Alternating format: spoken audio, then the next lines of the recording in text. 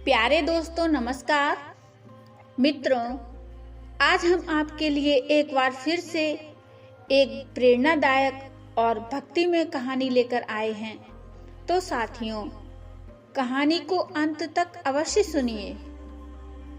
मित्रों, बात उस समय की है जब भगवान सृष्टि की रचना कर रहे थे।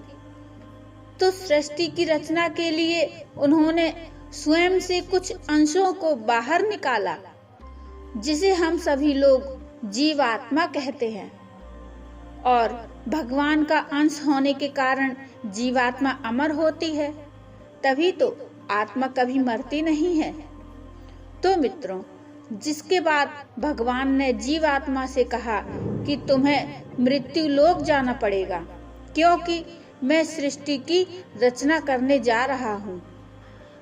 तो साथियों, अब जब भगवान से बिछड़ने की बात जीवात्मा ने सुनी तो जीवात्मा निराश हो गई और बोली, नहीं नहीं प्रभु, मुझे अपने आप से अलग मत करिए।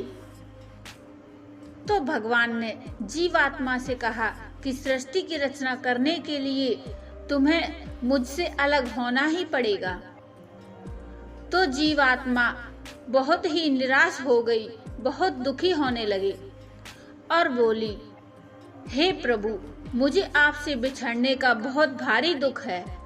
इसलिए प्रभु, कुछ तो ऐसा करो कि मैं लौटकर आपके पास ही आ जाऊं।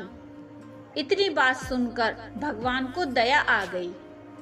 तो उन्होंने दो काम किए। पहला तो ये कि उन्होंने संसार की हर चीज में अतृप्ति मिला दी कि तुझे दुनिया में कुछ भी मिल जाए लेकिन तू तृप्त नहीं होगा। तभी तो साथियों, मनुष्य को इस संसार में जितना भी मिलता है, मनुष्य का लालच उतना ही बढ़ता जाता है। धन दौलत से मनुष्य कभी तृप्त नहीं होता। इज्जत शोहरत से मनुष्य कभी तृप्त नहीं होता। किसी भी चीज को ले लो, किसी भी चीज से मनुष्य तृप्त नहीं होता। हर चीज के लिए मनुष्य का लालच बढ़ता जाता है।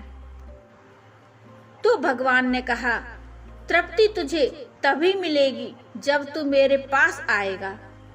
साथियों, जिसे हम बोलते हैं मोक्ष। और भगवान ने दूसरा काम ये किया कि उन्होंने सभी के हिस्से में थोड़ा थोड़ा दुख मिला दिया, जिससे कि हम भगवान को प्राप्त कर सके। साथियों, आप रामायण या भगवत गीता पढ़ोगे तो आप देखेंगे कि जिस किसी ने भी भगवान को प्राप्त किया है, उसको पहले भारी दुखों का सामना करना पड़ा है। फिर चाहे वह महाराज दशरथ हो या देवकी और वसुदेव, चाहे माता शबरी हो या माता अहिल्या, सभी को पहले दुखों का सामना करना ही पड़ा। और जो व्यक्ति दुखों का डटकर सामना करता है, दुखों को भगवान का प्रसाद समझकर उसे ग्रहण करता है, वो यह समझ ले कि भगवान हमें याद कर रहा है। और हमें ये अच्छे से समझना चाहिए कि संसार में हर चीज में अतृप्ति मिली है और दुख और विषाद ईश्वर प्राप्ति का साधन है। और इस बात को हम इस छोटी सी कहानी से समझाने का प्रयास करेंगे। तो साथियों, चलिए कहानी को आरंभ करते हैं। मित्रों, एक नगर में एक भवन निर्माण का कार्य चल रहा था, जिसमें कई मजदूर काम कर रहे थे।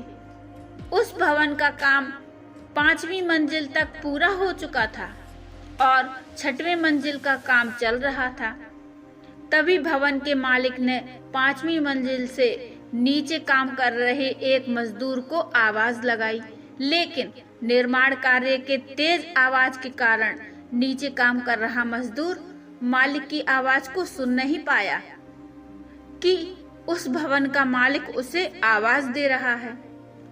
इसलिए उस मालिक ने उस मजदूर का ध्यान अपनी ओर आकर्षित करने के लिए पहले 5 रुपए का सिक्का नीचे फेंका, जो ठीक मजदूर के सामने ही जा गिरा। मजदूर ने सिक्का उठाया और अपनी जेब में रख लिया और अपने काम में लग गया। अब उसके मालिक ने कुछ देर बाद फिर से उस मजदूर का ध्यान अपनी तरफ आकर्षित करने के लिए 10 रुपए का सिक्का नीचे फेंका। उस मजदूर ने फिर वही किया, सिक्के को उठाया और अपनी जेब में रख लिया और अपने काम में लग गया। ये देखकर उसके मालिक को बहुत क्रोध आया और इस बार मालिक ने एक छोटा सा पत्थर उठाया और मजदूर के ऊपर फेंक दिया, जो मजदूर के सीधे सिर पर जाकर लगा। मित्रों, अब मजदूर ने ऊपर देखा और मालिक से बातचीत शुरू हो गई। साथियों, ऐसी ही घटना हमारे जीवन में भी घटती है। भगवान हमसे संपर्क करना चाहते हैं, हमसे मिलना चाहते हैं, लेकिन हम दुनियादारी के कामों में इतने व्यस्त रहते हैं कि भगवान को याद तक नहीं करते। भगवान हमें छोटी छोटी खुशियों के रूप में उपहार देता रहता है, लेकिन फिर भी हम उसे याद नहीं करते और वे खुशियां उपहार कहां से आया ये भी नहीं सोचते और उन खुशियों का उपयोग करने लगते हैं और भगवान को याद भी नहीं करते। मित्रों, भगवान हमें खुशियों का और भी उपहार देता है, लेकिन उसे हम अपना भाग्य समझकर रख लेते हैं और भगवान को धन्यवाद भी नहीं करते। साथियों, तब भगवान हमें एक छोटा सा पत्थर दुख के रूप में हमारे ऊपर फेंकता है, जिसे हम कठिनाई, तकलीफ या दुख कहते हैं, और हम तुरंत उसके निवारण के लिए भगवान की ओर देखने लगते हैं और याद करते हैं। साथियों, यही हमारी असल जिंदगी में हो रहा है। मित्रों, यदि हम अपनी छोटी छोटी खुशियां भी भगवान के साथ धन्यवाद करके बांटें, तो हम सबको भगवान के द्वारा फेंके हुए पत्थर के रूप में दुखों को सहन न करना पड़े। मित्रों, इस कहानी में जो मंजिल का मालिक था वो भगवान समझ लीजिए, और जो नीचे खड़ा हुआ मजदूर था वो इस दुनिया का मनुष्य है, यानी हम लोग हैं।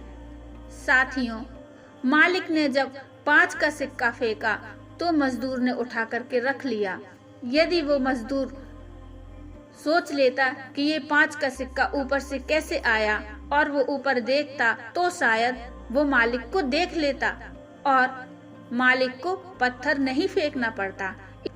इसी प्रकार हम लोग जब खुश होते हैं और हमारे पास खुशियां आती हैं तो हम लोग भगवान को याद नहीं करते।